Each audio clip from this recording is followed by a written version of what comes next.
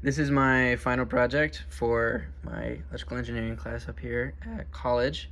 I have 3D printed a right hand with little connections that are also 3D printed. They are bendable, and I have fishing line running through each finger to 5 servo motors.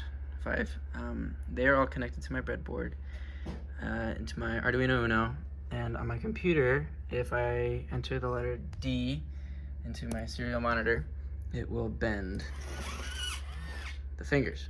And if I do A, it will straighten them out. It'll put it back. And I can go to however many degrees I want. I just am not, because my my arm is a Dr. Pepper box. I jerry-rigged this, but that's besides the point. Yeah, and I got this code online, but I changed up some things so that it could match what I wanted to do in following letters and what degree I wanted to end at and start at.